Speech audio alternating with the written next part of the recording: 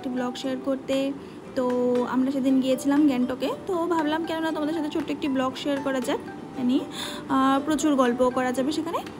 তো সকাল সকাল আমরা অলরেডি বেরিয়ে গিয়েছিলাম, যেহেতু আমাদের অনেকটাই কাজ ছিল, তো আমরা তাই জন্য ভেবেছিলাম যে না সকাল সকাল বেরোবো, যাতে তাড়াতাড়ি পৌঁছে আমরা কাজগুলো শেষ করতে পারি। তো অলরেডি দেখতেই পাচ্ছ আমরা সেবকের ওখানে পৌঁছে গেছি, যে ব্রিজটা পার করে আমরা চলে আসবো। সেদিন দিনটা খুব ভালো ছিল, একদম ক্লিয়ার ছিল। ক্লিয়ার স্কাই থাকার কারণে ভীষণটা গরমও ছিল, বাট আশা করেছিলাম যে উপরে গিয়ে হয়তো ওয়েদারটা খুব ভালো থাকবে। যাই হোক, চলো এগিয়ে যাওয়া যাক। এই যে সামনে দেখতে পাচ্ছ, এটা কিন্তু শিব মন্দির রয়েছে, এবং এটা পার করে কিছুটা আগিয়ে কিন্তু বাঁ দিকে হাতে দেখতে পারবে আমাদের এখানে কালী মন্দিরও রয়েছে। এটা ভীষণ বিখ্যাত একজন কালী মন্দির। তোমরা যারা আছো এখন অবধি মন্দিরটা ভিজিট করনি, আমার রিকোয়েস্ট থাকলেও অবশ্যই কিন্তু তোমরা মন্দিরটা ভিজিট করে যাবে। অ্যান্ড এই যে তোমরা ডান দিকের রাস্তাটা দেখতে পাচ্ছ, এটা কিন্তু বাঘপুলের রাস্তা, এবং এই রাস্তাটা দিয়ে সিধা তোমাদের চলে যায় হচ্ছে মালবাজার আলিপুরদুয়ারের দিকে, ডুয়ার্সের দিকে রাস্তাটা। অ্যান্ড আমরা যেহেতু সিধা দিকে যাচ্ছি, এটা যায় হচ্ছে তোমাদের গ্যাংটকের দিকে রাস্তা, গ্যাংটক কালিম্পং ওই রাস্তাটি। এই রাস্তাতে তোমরা কালিম্পংও যেতে পারবে। যেতে যেতে তোমাদেরকে আমি সেই রাস্তাটাও দেখাবো, চিন্তা নেই। তো অলরেডি আমরা তিস্তা বাজারের কাছাকাছি পৌঁছে গেছি, দেখতেই পাচ্ছ যে এখানে দেখো তিস্তা বাজারের কাছাকাছি চলে এসেছি।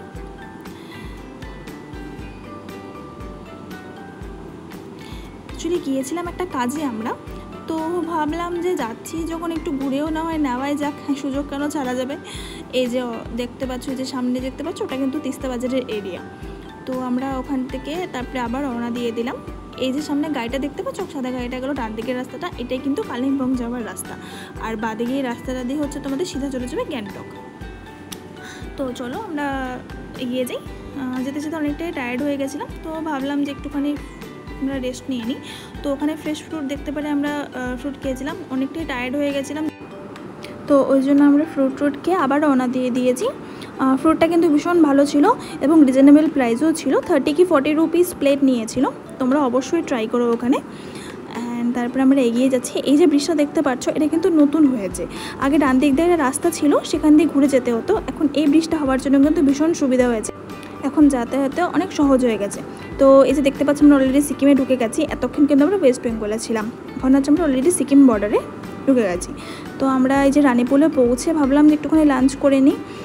প্রচণ্ড পরিমাণে গরম লাগছিল, অতিরিক্ত টায়ার্ড হয়ে গেছিলাম, তো তাই জন্য খাবার ভিডিওটা করতে পারিনি, সরি তার জন্য। নেক্সট টাইম গেলে অবশ্যই আমরা ভিডিও করে সেটা রিভিউ দেব, এইটা আমার হয়ে ওঠেনি।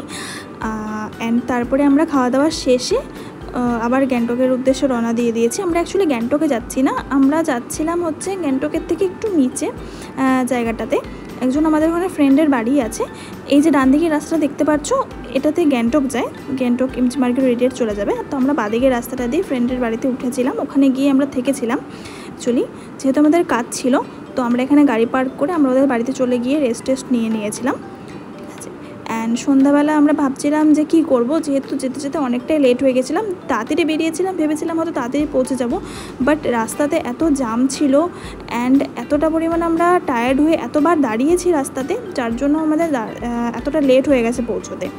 তো ভাবলাম যে আজকে তো আর কোনো কাজ হবে না, তো সেক্ষেত্রে কি করা যায়। তো আমরা ভাবলাম যে চলো এমজি মার্কে ঘুরে আসা যাক, যেহেতু অনেকটাই সন্ধ্যা হয়ে গেছিলো, তো খিদে পেয়ে গেছিলো। তো আমরা ভাবলাম যে চলো আগে কিছু পেট পূজা করে আসা যাক। তো সল্ট অ্যান্ড পেপার এই রেস্টুরেন্টটাতে আমরা গিয়েছিলাম, অ্যাম্বিয়েন্সটাও ভীষণ ভালো ছিল, এখানকার ফুড ওয়াজ রিয়েলি গুড, টেস্টটাও ভীষণ ভালো ছিল, একদম কোনো কথা হবে না। এবং এই ভিডিওটা আমরা নিতে ভুলে গেছি, নেক্সট টাইম এটারও অবভিয়াসলি আমরা রিভিউ শেয়ার করব তোমাদের সাথে। তো খাওয়া দাওয়া শেষে আমরা বেরিয়ে গিয়েছিলাম, আবার হাঁটাহাঁটি করছিলাম। তো ভাবলাম যে কী করি, তো ওখানে আমরা আইসক্রিমের দোকান দেখতে পেয়ে ভাবলাম যে চলো আইসক্রিমই খাই। তো এখানে সফটি কর্নার ছিল, তো আমরা সফটি প্রথমে ভেবেছিলাম খাবো, পরে ভাবলাম যে না সফটি খাবো না, আমরা আইসক্রিম খাবো। তো দুজনে দুরকম আইসক্রিম নিয়ে নিয়েছিলাম, আমি ব্ল্যাক কারেন্ট আর ও নিয়েছিল মালাই। যে আইসক্রিম খেয়ে আমরা আবার রওনা দিয়ে দিয়েছি। এবার আমাদেরকে বাড়ি যেতে হবে, কারণ অনেকটাই রাত হয়ে গেছিলো, অলরেডি 9টা 9:30 বেজে গিয়েছিলো। তো আমরা আবার ট্যাক্সি স্ট্যান্ডে এসে এখান থেকে ট্যাক্সি করে